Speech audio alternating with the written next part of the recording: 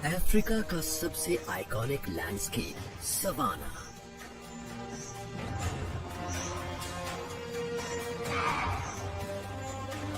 ऐसा स्टेज जहां कुदरत के शानदार प्लेज होते हैं।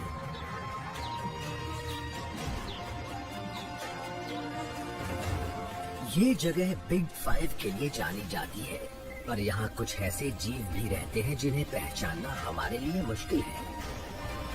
शिकारी से शिकार तक इकोसिस्टम का ऐसा साइकिल जहाँ छोटे से बड़े जीव तक एनर्जी फ्लो होती रहती है।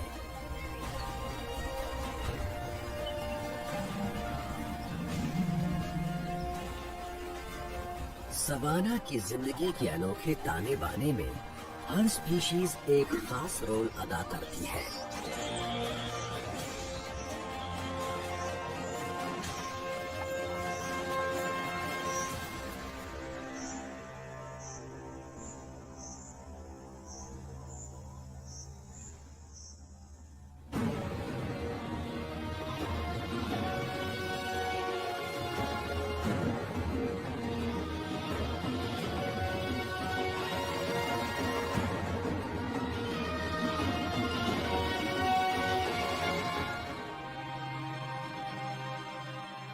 सवाना 3 करोड़ स्क्वायर किलोमीटर पर और 27 अफ्रीकन देशों पर फैला हुआ है।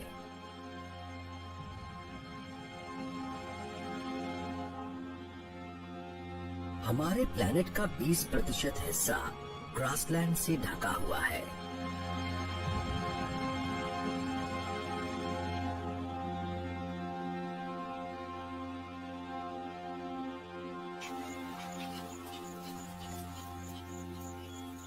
हैरानी की बात यह है कि सवाना में और कुछ नहीं बल्कि सीधी सादी घास ही उगती है। साउथ अफ्रीका के सवाना में घास की कई किस्में पाई जाती हैं। कई नाजुक पौधे जो पूरे इकोसिस्टम का पेट भरते हैं।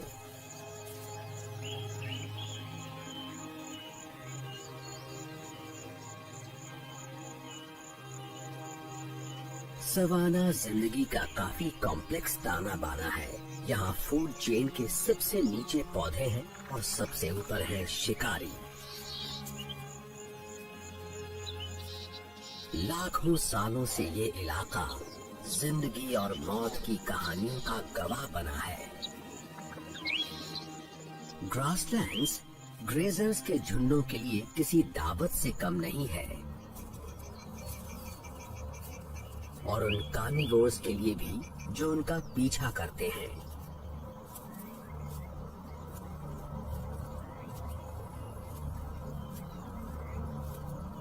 शेर सवाना के सबसे जबरदस्त शिकारी हैं।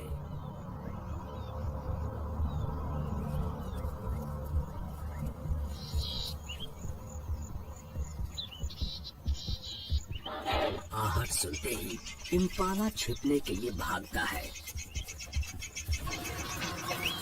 पर शेर छिपकर हमला करने में एक्सपर्ट है।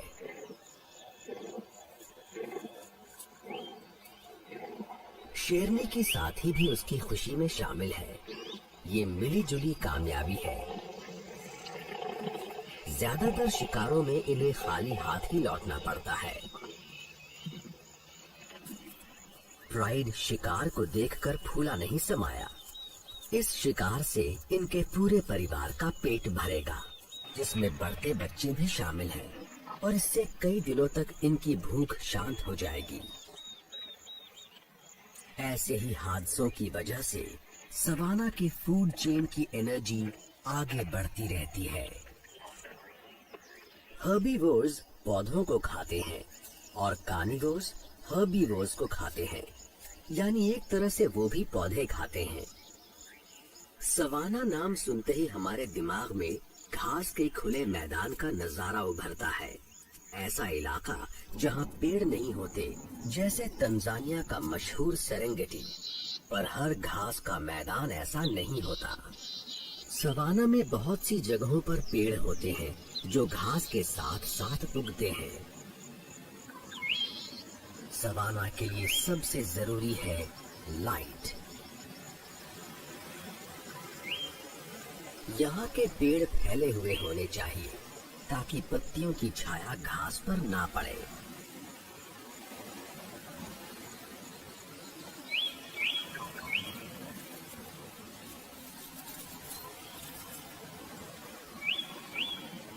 बाकी की जरूरी चीजें हैं साल भर की गर्मी और गर्मियों के मौसम में टेम्परेचर का और बढ़ जाना, और साथ में गर्मियों की बारिश।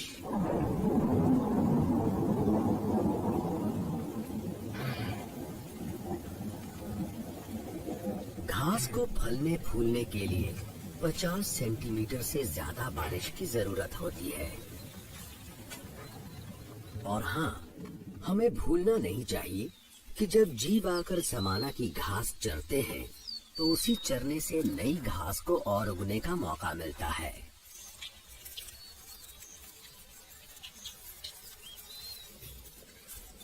इस इकोसिस्टम में मौजूद सारे जीवों का पेट भरने के लिए सबसे पहला कदम है सूरज की एनर्जी का सही इस्तेमाल। पर जीव यहाँ सिर्फ खाने नहीं आते, ये एक सेफ जगह भी है जहाँ जीवों को शेल्टर मिलता है।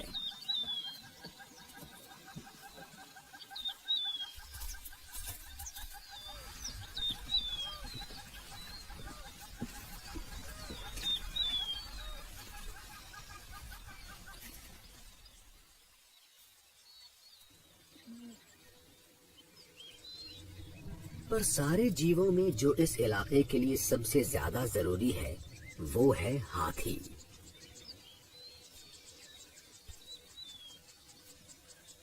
इनके खाने की आदतों से ये इलाका घास का खुला मैदान बना रहता है, नहीं तो बहुत जल्दी ये जंगल बन जाता।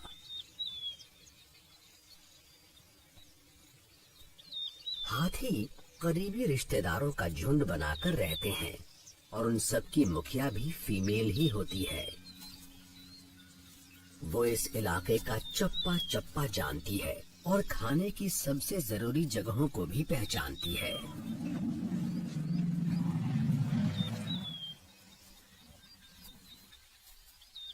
इसमें कोई हैरानी की बात नहीं कि हाथी बहुत ज्यादा खाते हैं। जमीन के जीवों में बुश एलिफेंट्स सबसे बड़े होते हैं और एक अडल्ट फीमेल का वजन 3 टन से ज्यादा होता है। उसके पूरे शरीर को एनर्जी देने के लिए उसके वजन का 5% यानी रोज 150 किलो की घास और पेड़ पौधों की जरूरत होती है।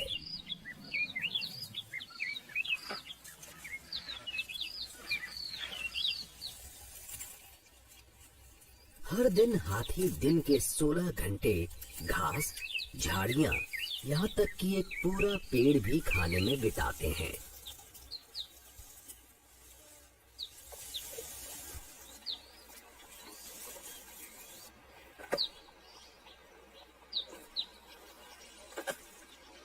ऐसा लगता है कि झुंड जहाँ से गुजरता है वहाँ अपने पीछे बर्बादी का नजारा छोड़ जाता है।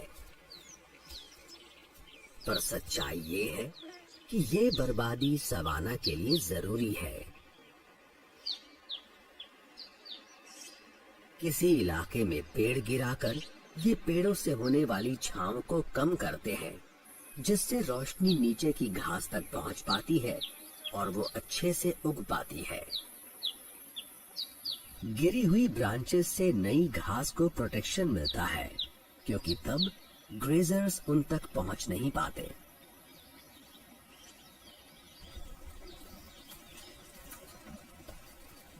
इस तरह नई घास उगती है और हैरानी की बात यह है कि बर्बाद हुए पेड़ों का भी फायदा होता है।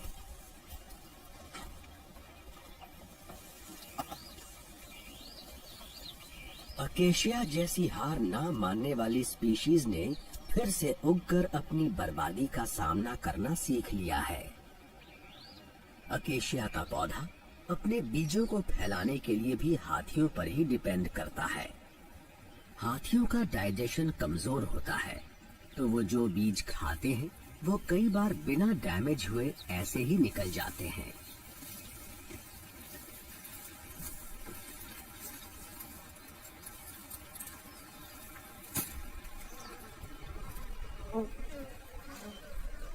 इनका डंग मिनरल्स से भरा होता है जो अकेशिया बीजों के उगने के लिए परफेक्ट खाद का काम करता है।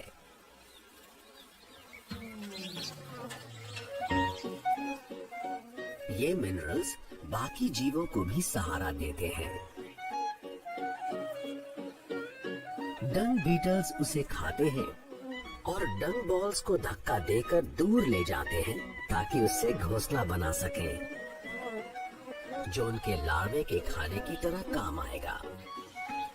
ये कामकाजी बीटल्स आसपास की मिट्टी को फर्टिलाइज करते हैं और बीजों को भी फैला देते हैं और यही बीज नए इलाकों में उगते हैं। तो हाथी जो पौधे खाते हैं उन्हें उनके ही खाद से न्यूट्रिशन भी मिलता है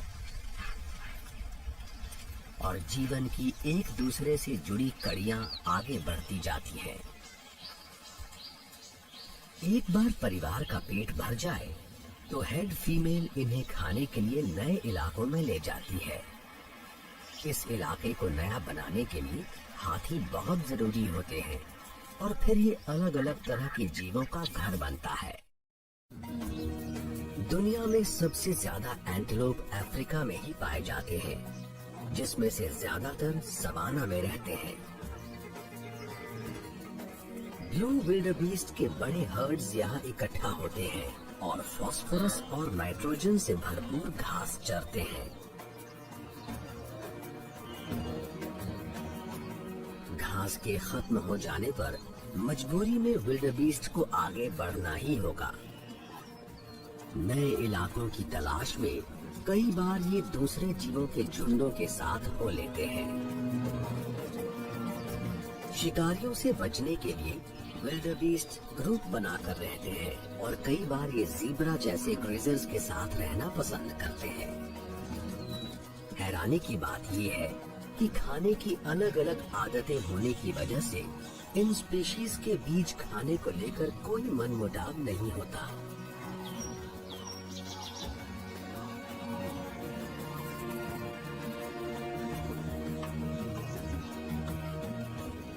साल के ज्यादातर वक्त खाने की कोई कमी नहीं रहती, पर अब हालात बदल रहे हैं।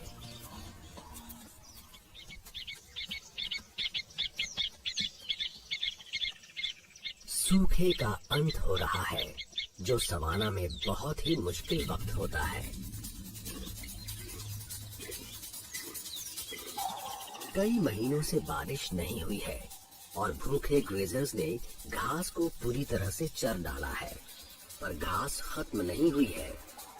अगर बारिश आ गई तो ये फिर से उग जाएगी, पर अब बची है पचने में मुश्किल सूखी सख्त घास। साल के इस वक्त ग्रेजर्स को खाने की कमी महसूस होती है, पर हैरानी की बात है कि इस मुश्किल वक्त में भी इनका खाने को लेकर आपस में कोई झगड़ा नहीं होता। सवाना की जिंदगी का राज है मिल बांट कर खाना, पर मुकाबले की वजह तो कुछ और ही है। मेटिंग सीजन की शुरुआत हो रही है। जीव एक दूसरे को आंक रहे हैं कि कौन उनका दुश्मन या साथी बनने लायक है।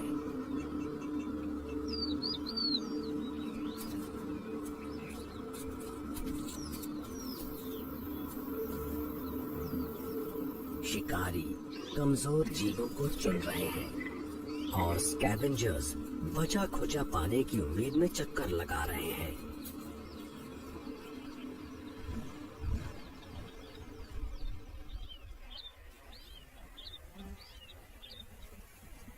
शेर हमेशा अपने अगले शिकार की तलाश करते रहते हैं। इनके झुंड को प्राइड कहा जाता है जिसमें करीबी रिश्तेदार फीमेल्स और इलाके का सबसे ताकतवर शेर शामिल होता है। ये सच है कि शेर एक खतरनाक शिकारी है, पर असल में वो अपना ज्यादातर वक्त सोकर बिताते हैं। ज्यादातर यानी दिन के 20 घंटे। प्राइड का सारा काम रात के वक्त होता है, जब इनकी नाइट विजन इन्हें आसानी से शिकार करने में मदद करती है। आंख के नीचे की रिफ्लेक्टिव स्ट्रिप की वजह से शेर कम रोशनी में भी अच्छे से देख पाते हैं।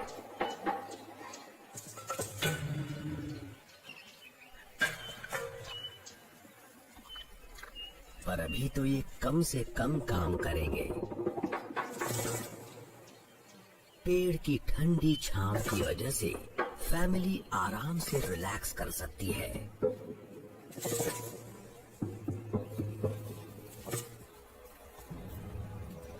पर ये आराम ज्यादा देर के लिए नहीं है। सवाना के कार्निवोर्स में बहुत तगड़ा मुकाबला होता है। ये सब मांस खाते हैं और शिकार करना बहुत मुश्किल होता है।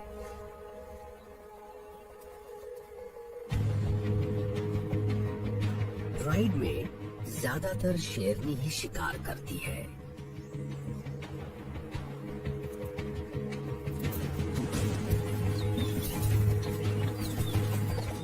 सब मिलकर शिकार करें, फिर भी कोई गारंटी नहीं कि शिकार करने में सफल हो जाएंगे।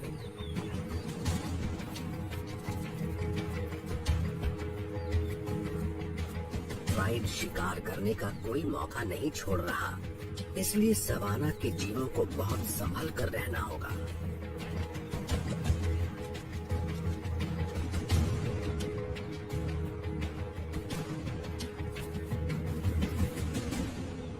पर राइनो को डरने की जरूरत नहीं है।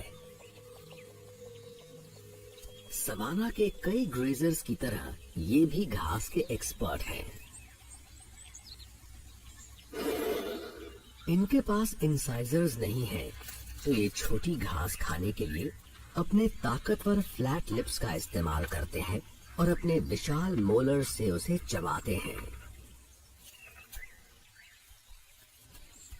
व्हाइट राइनो दुनिया की सबसे बड़ी राइनो स्पीशीज है, जिसमें मेल का वजन करीब 2200 किलो होता है।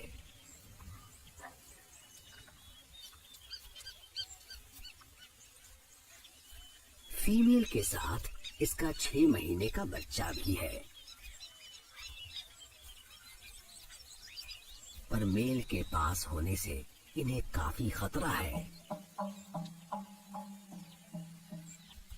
बच्चों वाली माँ ज्यादा झगड़ा मोल नहीं लेती, और अगर एक मेल ने किसी फीमेल को साथी के तौर पर चुन लिया, तो वो बीच में आने वाले किसी को भी नहीं छोड़ता, फिर चाहे वो छोटे बच्चे ही क्यों ना हो।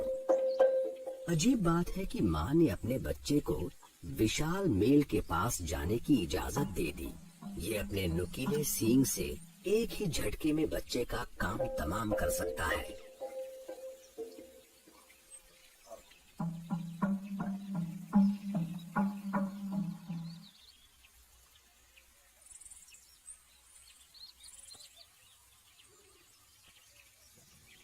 पर मेल का बर्ताव काफी हैरानी भरा है।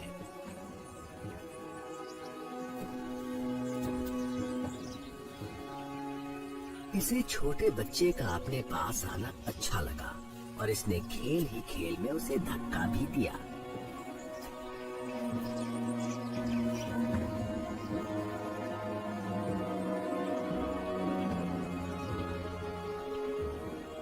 मेल्स अपनी ज्यादातर जिंदगी अकेले बिताते हैं, और कभी कभी अपने से कमजोर मेल्स को अपने इलाके में आने भी देते हैं। इस खतरनाक एडवेंचर के बाद छोटा बच्चा अपनी माँ के पास चला जाता है। सवाना में इसके जिंदा बचने के लिए सबसे जरूरी इसकी माँ है, क्योंकि जिंदगी के पहले 2 सालों में वही तो इसे पूरी तरह सेफ रखेगी। हालांकि इसने ऊपर का खाना शुरू कर दिया है, पर फिर भी बच्चा 1 साल तक अपनी माँ का दूध पीता रहता है।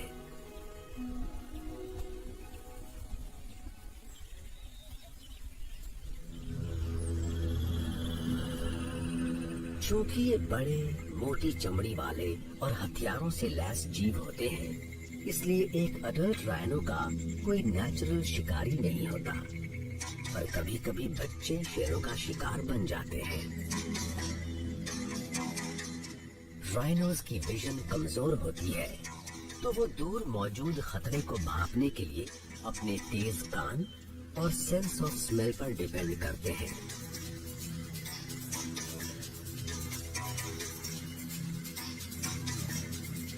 माँ शेर को साफ साफ देख तो नहीं पा रही, पर वो उसे स्मेल जरूर कर सकती है।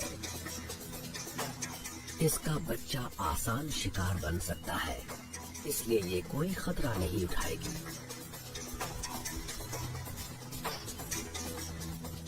राइनो 40 किलोमीटर प्रति घंटे की रफ्तार से भागकर सामने वाले को जोरदार टक्कर मार सकते हैं।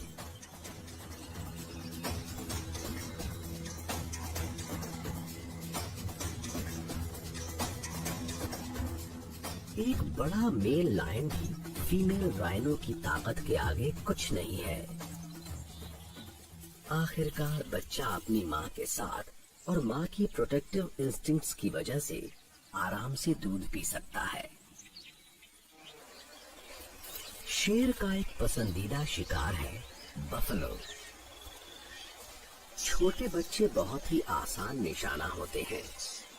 बच्चे तो बच्चे, बड़े भी इनका शिकार बन जाते हैं। खुद को प्रोटेक्ट करने के लिए बफलो बड़े झुंड बनाकर रहते हैं।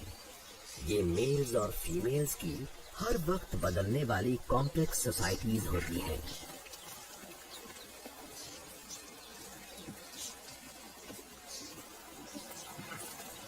अगर पूरा झुंड या हर्ड एक हो जाए तो ये शेरों की पूरी प्राइड का सामना कर सकता है।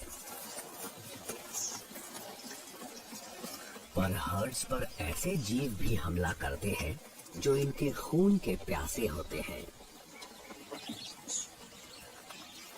पैरासाइट्स के झुंड इनकी चमड़ी से चिपक कर खून पीते रहते हैं।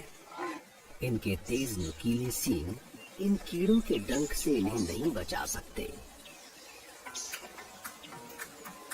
पर बफलो ने भी एक प्लान बना रखा है, जो है रेड बिल्ड ऑक्सपेकल्स के साथ मिलजुल कर रहना। ये मददगार पक्षी इनके शरीर पर से फ्लीज, टिक्स और स्वार्मिंग फ्लाइज को चुन चुन कर खा जाते हैं। परेशान करने वाले कीड़ों से पीछा छुड़ाने के लिए बफलो इन पर ही डिपेंड करते हैं, और ऑक्सपेकर को भी कभी ना खत्म होने वाली दावत मिलती रहती है। हर्ड जहां भी जाता है, ऑक्सपेकर इनके साथ हो लेते हैं।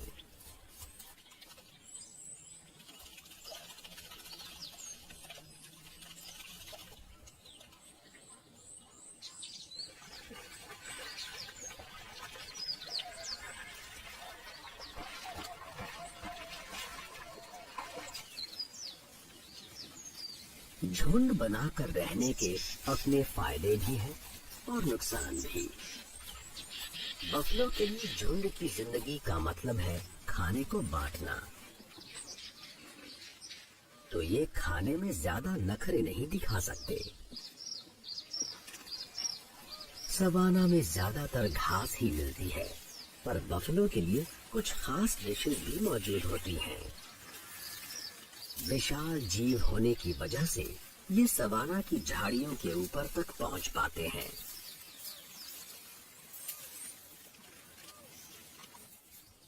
सवाना का एक और एक्सपर्ट है दुनिया का सबसे बड़ा एंटीलोप, ईलैंड। मेल्स इंसान जितने लंबे होते हैं, यानी कंधे से नापा जाए तो इनकी लंबाई 5.2 फुट होती है, पर ये किसी इंसान से 10 गुना ज्यादा भारी होते हैं। बफलो की तरह ईलैंड भी घास और पत्तियां दोनों खाते हैं, और जो अवेलेबल होता है उसके मुताबिक ये डाइट बदल लेते हैं।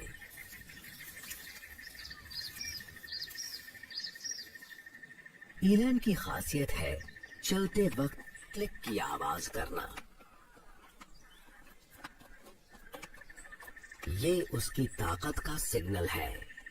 मेल जितना बड़ा होगा, उसकी क्लिकिंग की आवाज उतनी जोरदार होगी।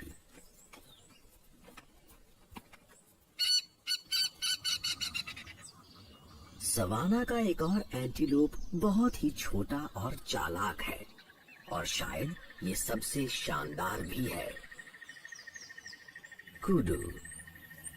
ये छिप कर रहना पसंद करते हैं और कभी कभार ही खुले में दिखाई देते हैं। सवाना के कई शिकारियों के शिकार कुडू के पास पट्टियों वाला कोट होता है, जो उसे आसपास के इलाके में कैमोफ्लेज कर देता है।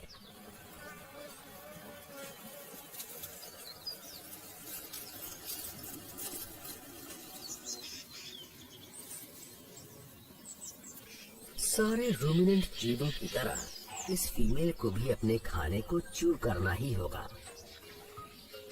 ये हर बाइट चबाते हैं, उसे निगलते हैं, फिर खाने को पेट से मुंह में लाते हैं और फिर थोड़ा और चबाते हैं।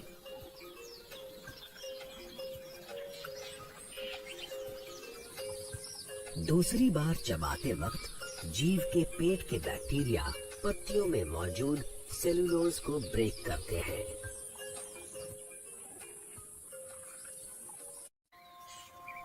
झाड़ियों के बीच छिपे कुडू की तरह सवाना के सारे जीवों की जिंदगी इस अनोखे इलाके में पाए जाने वाले अलग अलग हैबिटेट की वजह से टिकी हुई है।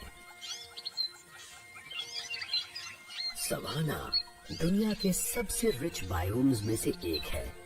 इसमें मौजूद हैं अनोखे पेड़ पौधे। कुछ इलाकों में तो पौधों की 5000 से ज्यादा स्पीशीज देखने को मिलती हैं। सवाना में पेड़ों की कई किस्में पाई जाती हैं, जिसमें एक है ताकतवर अकेशिया। सिर्फ सवाना में पाई जाने वाली इस स्पीशीज को न सिर्फ हाथी खाते हैं, बल्कि ये एक और मशहूर आइकन का पसंदीदा खाना है। हम बात कर रहे हैं दुनिया के सबसे लंबे जीव जिराफ की।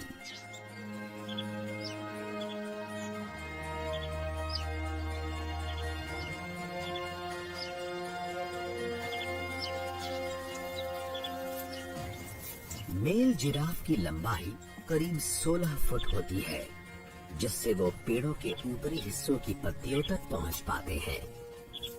लंबी टांगों की वजह से जिराफ का चलने का अंदाज बहुत अजीबोगरीब होता है।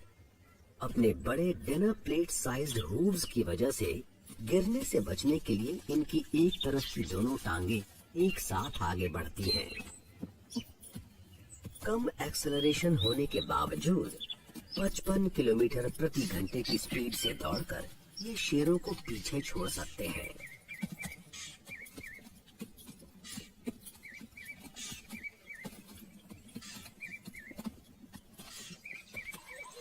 इनकी हाइट की वजह से ये दूर से आते शिकारियों को देख पाते हैं और साथ ही पेड़ों के ऊपरी हिस्से पर लगी नरम नरम पत्तियों का मजा भी ले पाते हैं। इसका मतलब खाने के लिए कम हाइट वाले जीवों और इनमें कोई मुकाबला नहीं होता।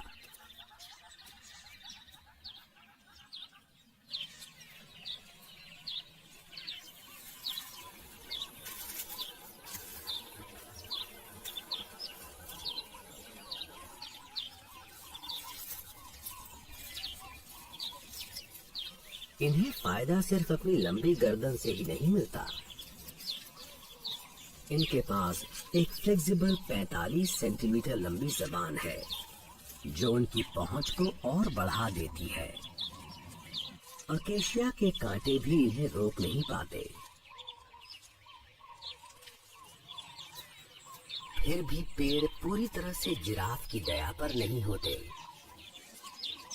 अकेशिया बहुत ही अमेजिंग तरीके से अपनी रक्षा करना जानता है।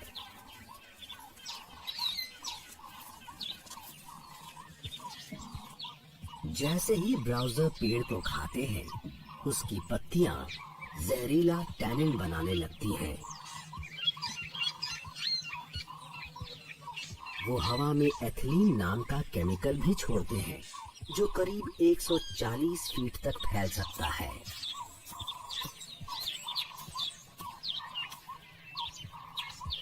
साइंटिस्ट्स ने ये पता लगा लिया है कि अकेशिया जिराफ से एक कदम आगे रहते हैं।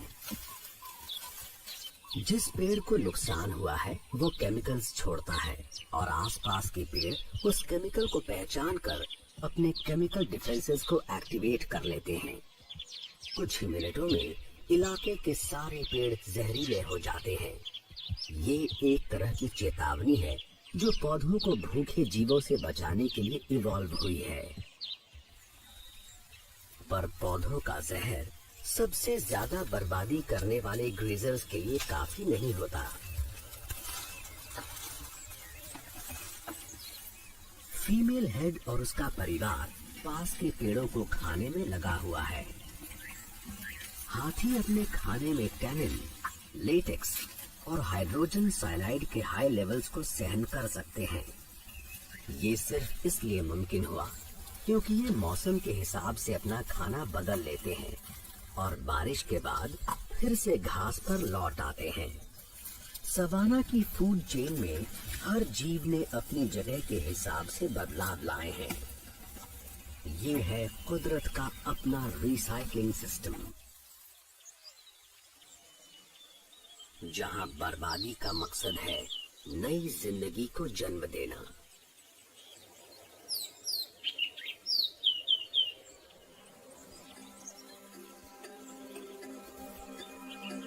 सूखे मौसम के अंत में सबके सर पर जुनून छाया हुआ है।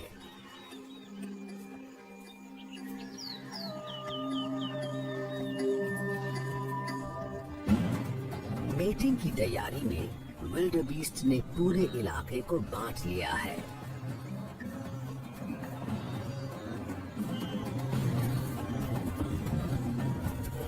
और फिर से वही सब शुरू हो चुका है। हर मेल अपनी छोटी सी जमीन को बचाने के लिए लड़ रहा है।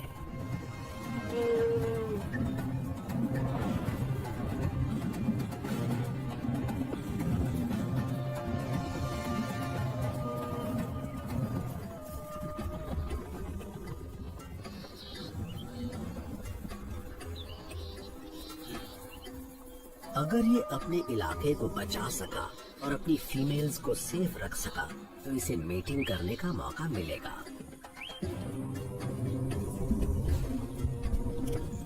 बफलो के झुंड में भी अपनी पोजीशन के लिए झगड़ा हो रहा है। मेल और फीमेल दोनों को सींग होते हैं, पर सिर्फ मेल्स के सर पर भारी भरकम सींग होते हैं जिसे बॉस कहते हैं। ये सींग या हॉर्न्स हथियार की तरह होते हैं और सामने से हुए वार से खुद को प्रोटेक्ट करने के भी काम आते हैं। किसी मेल को फीमेल का दिल जीतने और किसी बच्चे का बाप बनने में 8 साल लग सकते हैं। मेल ज़ेब्रास पर भी जुनून छाया हुआ है। अपने विरोधियों को हराकर ही मेल अपनी फीमेल्स पर काबू कर सकता है।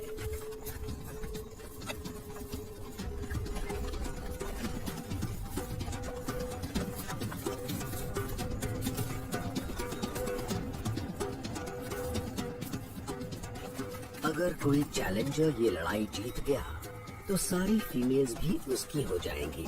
दांव पर इतना कुछ लगा है कि कोई भी मेल पीछे हटने को तैयार ही नहीं है।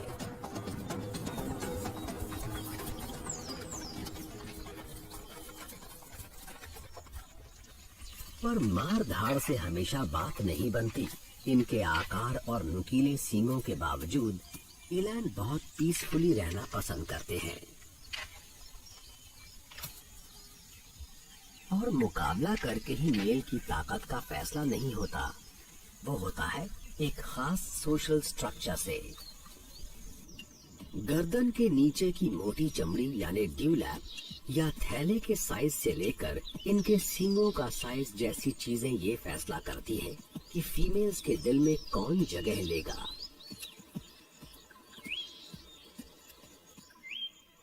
पर साल के इस वक्त सबसे जरूरी है शांति बनाए रखना।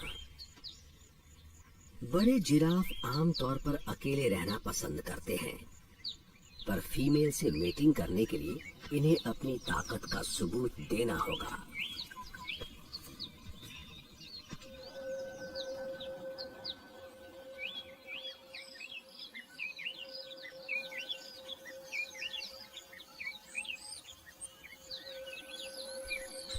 ये फैसला करने के लिए कि ज्यादा ताकतवर कौन है, इनके बीच होगा एक नेकिंग कॉन्टेस्ट।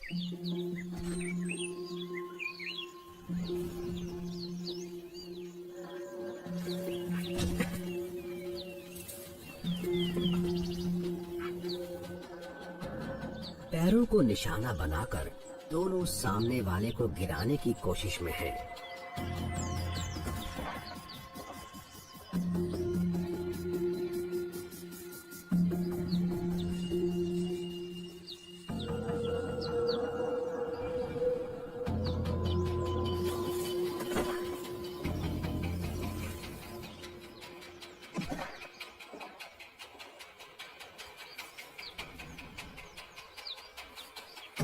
मेल की लंबी ताकतवर फ्लेक्सिबल गर्दन से जुड़ा 30 किलो का सर किसी बड़े हार्ड बॉल जैसा है।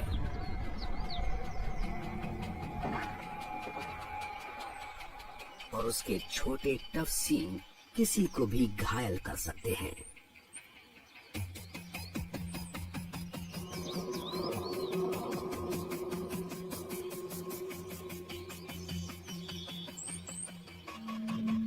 जिराफ का मुकाबला आधे घंटे तक चल सकता है और इनसे ये काफी बुरी तरह घायल हो सकते हैं।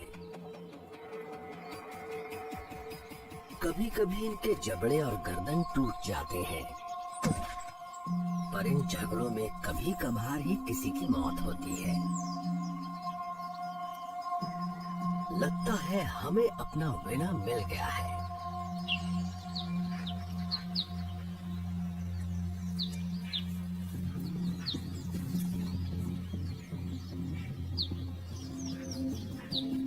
सर ऊंचा उठाए, ये फीमेल का दिल जीतने की पूरी कोशिश कर रहा है ताकि ये अपने चैंपियन जीन्स अगली जनरेशन को पास कर सके।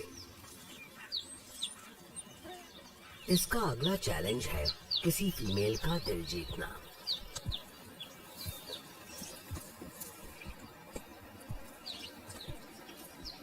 मेल जिराफ जैसे जैसे बड़े होते जाते हैं, उनका रंग गहरा होता जाता है।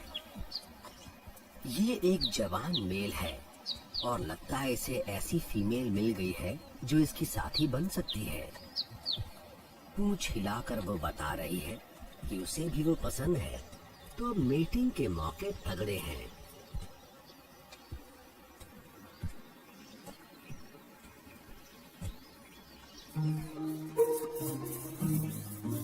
इसमें कोई इत्तेफाक नहीं कि सवाना के सारे जीव ब्रीडिंग के लिए यही वक्त चुनते हैं। कई स्पीशीज के लिए नई जनरेशन के पैदा होने और बारिश के शुरू होने का एक ही वक्त होता है।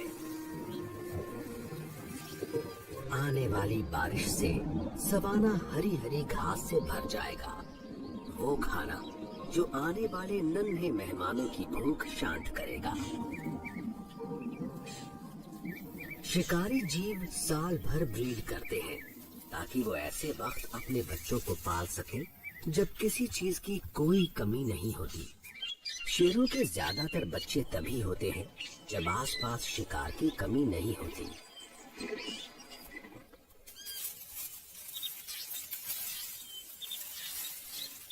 बाकी मेल्स के साथ मुकाबला करके इस ताकतवर मेल ने फीमेल की प्राइड पर हक जमा लिया है।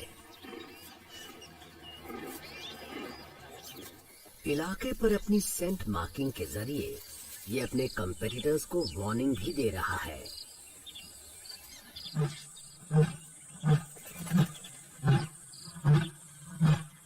कई दिनों से इसका दिल एक फीमेल पर आया हुआ है।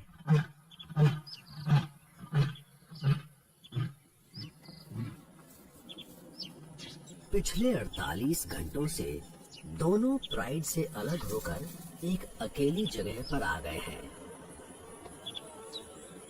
और ये लगातार हर 15 मिनट में मेट कर रहे हैं।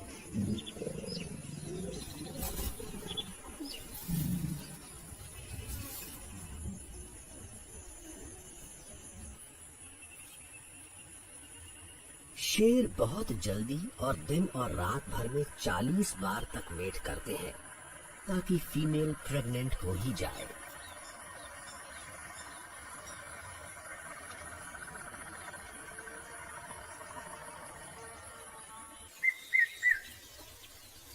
बाद में फीमेल अपनी प्राइड के पास वापस लौट जाती है। अगर वो प्रेग्नेंट हो गई है तो 3 महीने में बच्चों को जन्म देगी।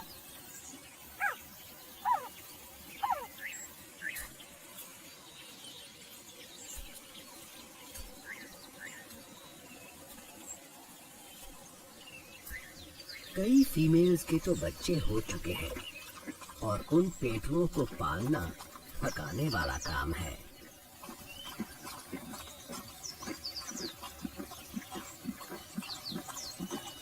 प्राइड में फीमेल्स अपनी ब्रीडिंग के वक्त का इस तरह तालमेल बिठाती हैं ताकि वो मिलकर बच्चों की देखभाल कर सकें और उन्हें दूध पिला सकें।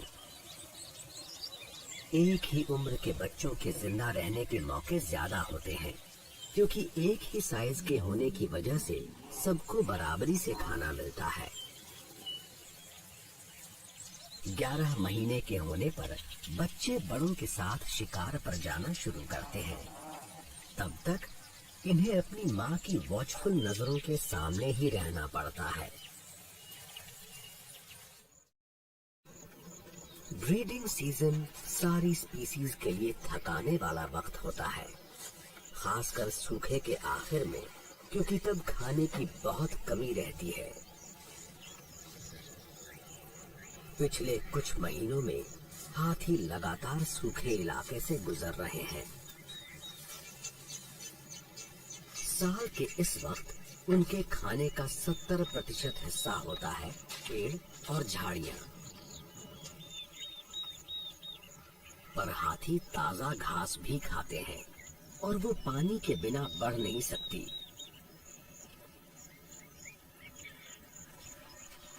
हर चीज अब सिर्फ बारिश का इंतजार कर रही है। हेड फीमेल ने हवा को सूंघा। हाथियों के सूंघने की शक्ति बहुत तेज होती है। इनके कान भी बहुत तेज होते हैं और ये दूर कड़कती बिजली जैसी लो फ्रीक्वेंसी की आवाजों को भी सुन लेते हैं। कहा जाता है ये सैकड़ों किलोमीटर दूर से भी आती बारिश को भांप लेते हैं।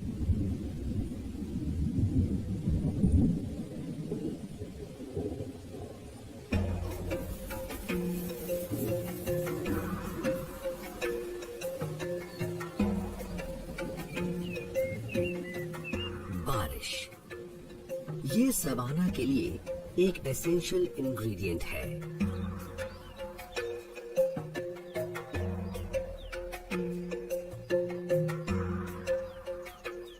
कुछ ही दिनों में गीली जमीन से पहला बीज फूटकर बाहर निकलेगा।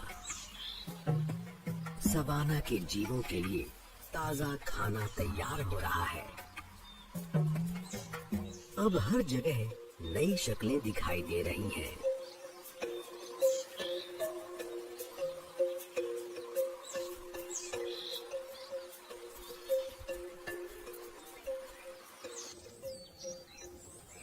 खुले इलाके में फीमेल ब्लेसबॉक एंटीलोप्स ने बच्चों को जन्म देना शुरू कर दिया है। ऊंचे आसमान से रोज ईगल ने नीचे की एक्टिविटी देख ली है। ईगल किसी बड़े एंटीलोप पर हमला नहीं कर पाएगा, पर अभी अभी पैदा हुए बच्चों को तो शिकार बना ही सकता है।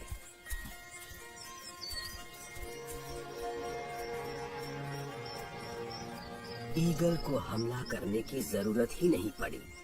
उसे वही फेंका हुआ आफ्टर बर्थ मिल गया और ये उसके लिए परफेक्ट खाना है।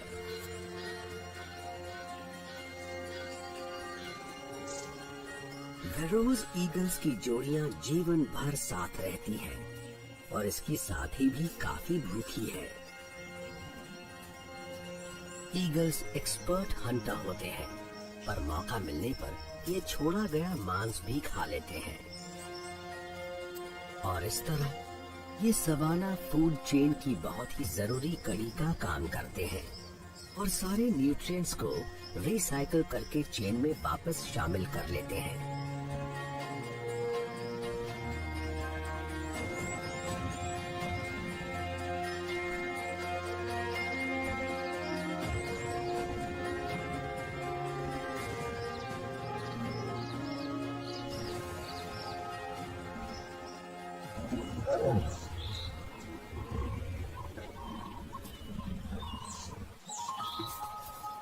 शेरों की प्राइड में कुछ नए चेहरे दिख रहे हैं। एक फीमेल अपने 6 हफ्तों के बच्चों के साथ लौटी है। अभी तक ये बच्चे अपनी माँ के साथ अकेले डेन के अंदर थे, पर अब ये अपने पूरे परिवार से मिलने के लिए तैयार हैं।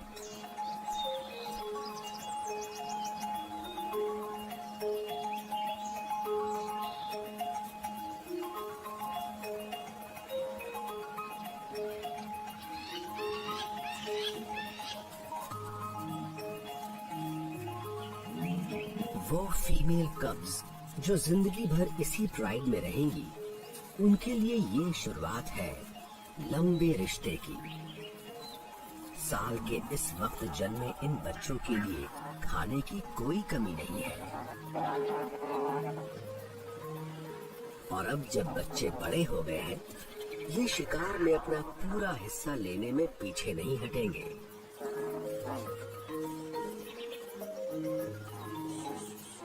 कुछ वक्त में माँ बच्चों को शिकार करना सिखाएगी और ये भी कि सबसे ताकतवर शिकारी कैसे बना जाता है। पर अभी तो ये आजादी से खेल सकते हैं, घूम फिर सकते हैं।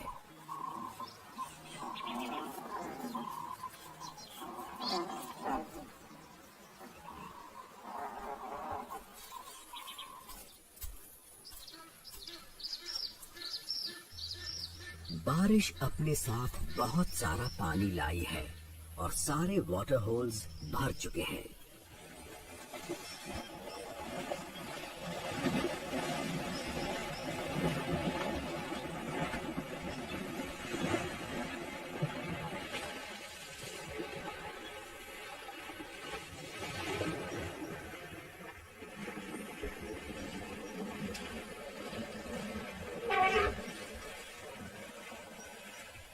हाथियों को गीला होना बहुत अच्छा लगता है। फीमेल हेड और उसका परिवार एक रिलैक्सिंग बाथ ले रहे हैं।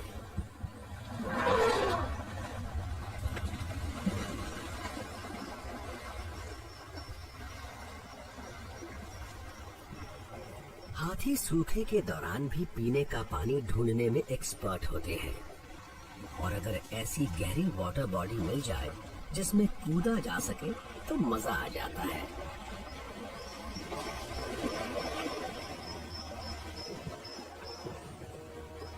नहाना हाथियों की साफ सफाई का जरूरी हिस्सा है, जिसमें डेड स्किन और पैरासाइट्स को हटाने के लिए पेड़ों से रगड़ना भी शामिल है। पूरी फैमिली साथ मिलकर सफाई में जुटी हुई है।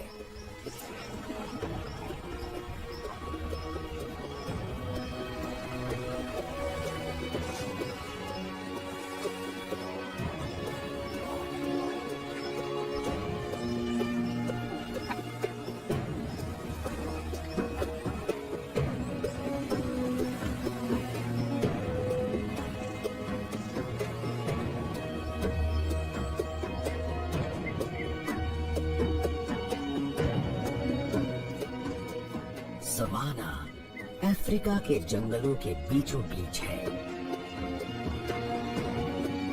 यहाँ जानवरों और पौधों की किस्मत एक दूसरे से जुड़ी हुई है, एक ऐसे कभी न खत्म होने वाले साइकिल में जो अपने साथ बदलाव और नया जीवन लेकर आता है।